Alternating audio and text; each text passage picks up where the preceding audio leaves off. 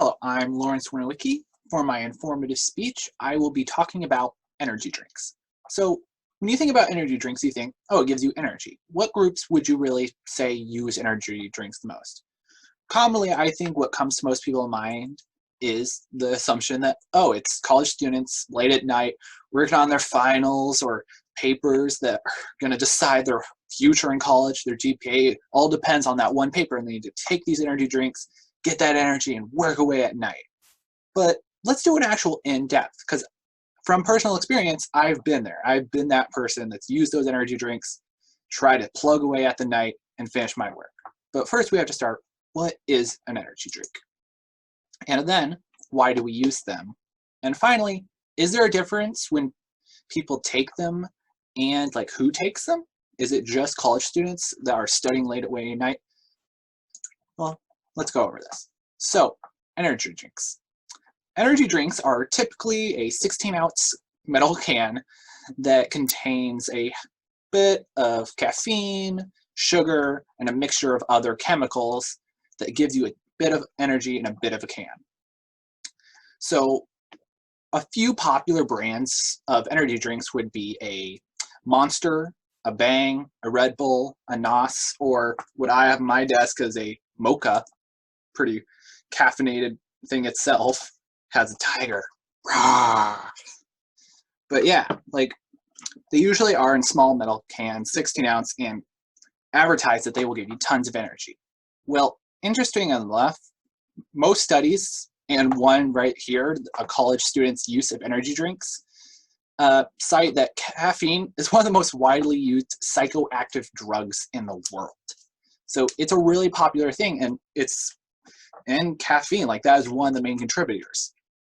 But the thing about caffeine is you're only really supposed to drink about 400 milligrams as a healthy adult.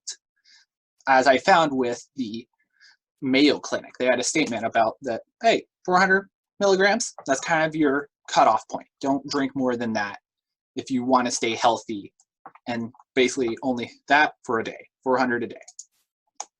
And from, like, here's an example of kind of like the mixture rates for sugar and caffeine in 4 different types of energy drinks is, so we have Monster, Rockstar, and NOS, and they have about 150 caffeine and then about 50 sugar. So they have a 1-to-3 ratio.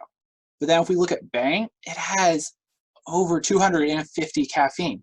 It is over half of your daily supply of caffeine. And that's just one drink. That's one can of Bang. It also doesn't have any sugar, but it just has so much caffeine. So like energy drinks can vary in what they pack. Then why do people use EDs or energy drinks? Well, as I said earlier, one of the main uses is studying and just getting that energy to keep you awake, keep you on tasks, focused. Another can be just working out, like or athletes using it to get energy, keep them cognitively focused, or as some sources have reported, it can be a mixer for alcohol. As you can see from the photo, it is kind of common. But yeah, they can be used in these 3 things, and these are wide.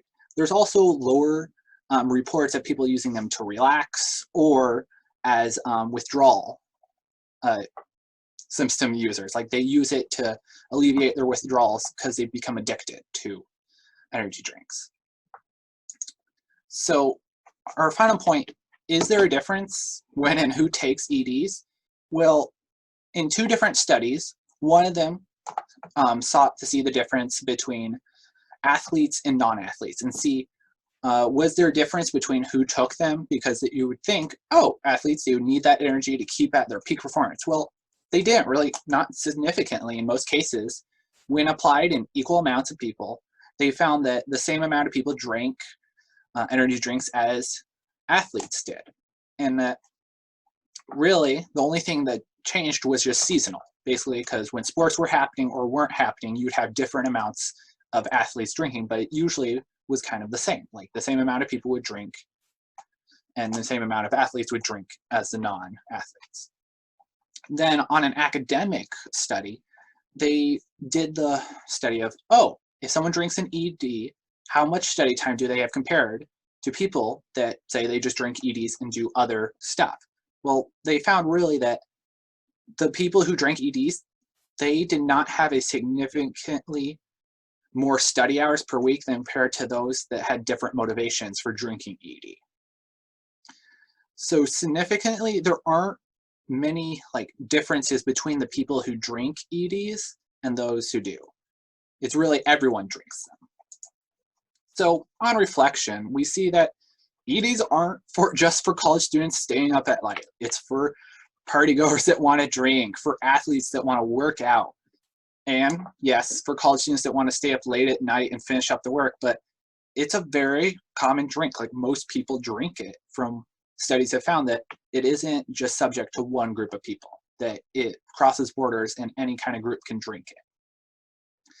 And I found that kind of pretty interesting, that really anyone can drink it. And yeah, it has no borders. Thanks for listening. Bye. Oh, here are my sources. Okay.